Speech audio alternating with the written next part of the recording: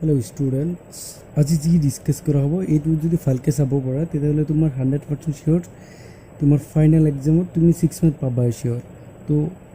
अलग धैर्य धरि भिडिओ चाई थाका भालके एटेनशन दिया और एको स्किप नकराके चाई थाकिबा जाते 6 मार्क तुम फाइनल पाई जोआ तो चाबा एटु केनेके करिबा प्रथम मैं इयाते कि लिखिছো एडजइन अफ ए मैट्रिक्स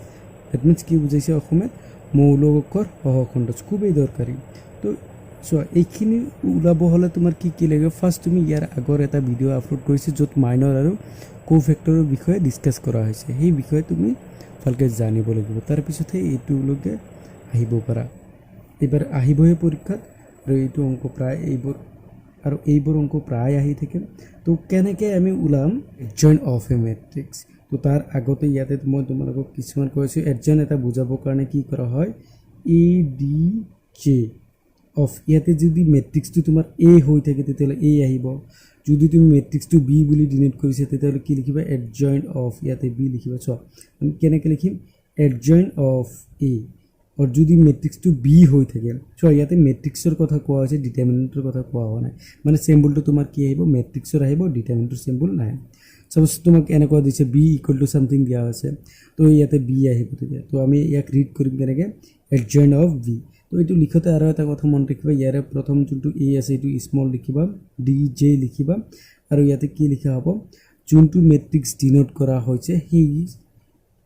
লেটাৰটো ইয়াতে লিখা হ'ব ফৰ এক্সাম্পল সপোজ তোমাক এনেকুৱা দিয়া আছে যে let A equal to suppose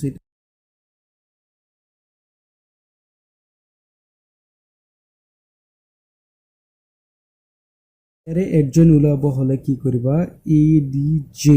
এটো যেহেতু এ দিয়া হৈছে তো ইয়াতে এ লিখিবা এতে বি থাকিলে এটো বি লিখিলা হয় তো এই ডি ইকুৱেল টু কি হ'ব ইয়াতে যিমানবোৰ ইলেমেন্ট আছে প্ৰত্যেকটা ইলেমেন্টৰ কোফেক্টৰ লিখিব লাগিব দ্যাট মিন্স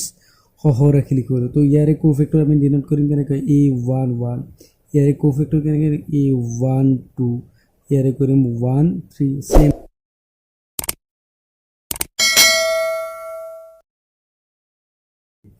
কি কৰিম এই ম্যাট্ৰিক্সটোক এবাৰ কি কৰিম ট্ৰান্সপোজ কৰি দিম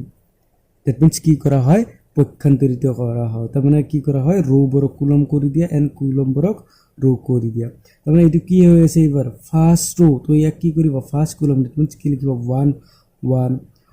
1 2 এন্ড 1 3 লিখিবা এবাৰ এটো লিখিবা তো ইয়াতে কি লিখিবা 2 1 2 2 এন্ড 2 3 লিখিবা লাষ্টটো কি হ'ব 3 1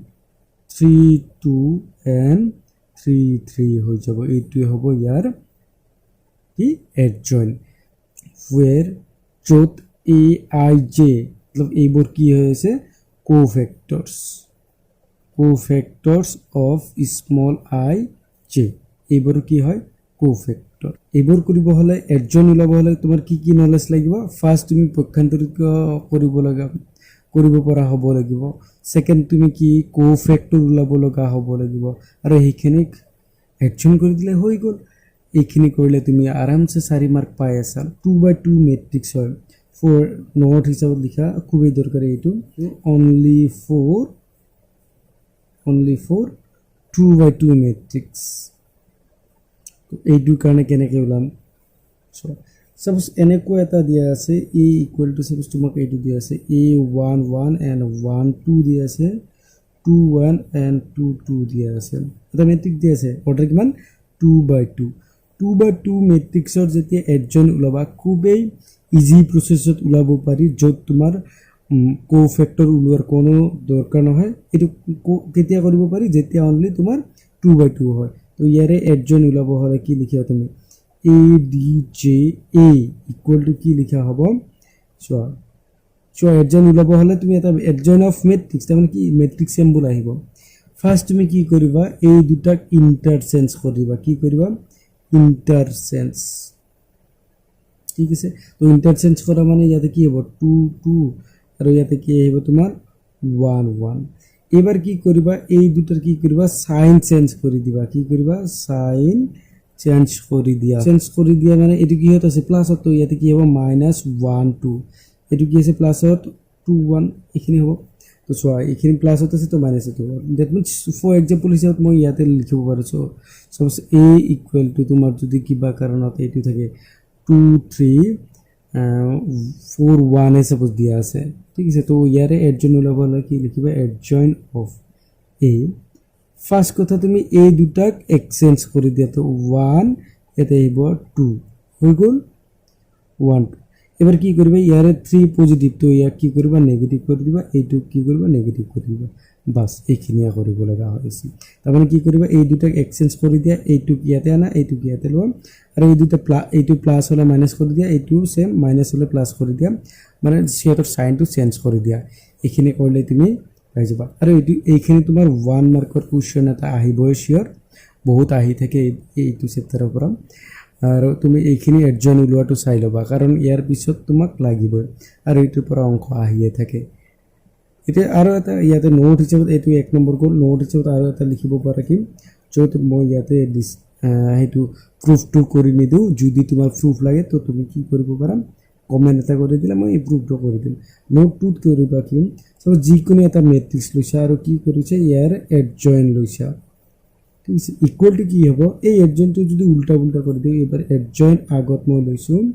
ইনটু কি কৰিছো এ কৰিছো তেতিয়ালে কি পাবা ডিটাৰমিনেন্ট অফ এই মেট্ৰিক্সটো ইনটু কি পাবা আই মিন্স আইডেন্টিটি মেট্ৰিক্স এইখিনি পাবা তো ইয়াৰে পৰা এটা কথা মনত ৰাখিবা মই সাপোজ এইটোৱে লিখিলো কি A D adjoint of A equal to determinant of A I লিখি দিলো তো ইয়াৰে পৰা চাবা যেতিয়া মই কি কৰিম এই পাৰ্টটো সাপোজ ৰাখি দিলো কি বা এইটো পাৰ্টক মই ইফালে লৈ গলো তেতিয়া কি হ'ব এডজইন অফ এ ইফালে ঠিক গ'ল আৰু ইফালে ডিটাৰমিনেন্ট অফ এ আৰু ইয়াতে কি হ'ল আই এইটো ইফালে আহিলে কি হৈ যাব ইনভাৰ্স হৈ যাব তো ইয়াৰ পৰা এটা কথা মনত ৰাখিবা যিকোনো মেট্ৰিক্সৰ লগত আই মাল্টিপ্লাই কৰিলে সেই মেট্ৰিক্সটো হয় মানে ইয়াৰ পৰা কি পাবা A inverse equal to 1 by determinant of A into adjoint of A এই কথাটো বহুতেই দৰকাৰী এই ডেফিনেশনটো ভালকৈ চাবা singular matrix and non singular matrix singular matrix মানে অপ্ৰতিম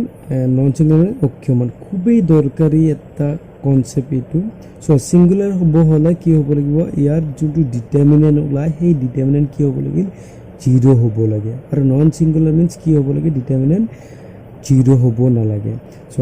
এটা ম্যাট্ৰিক্সক তুমি সিঙ্গুলাৰ বুলি ক'বা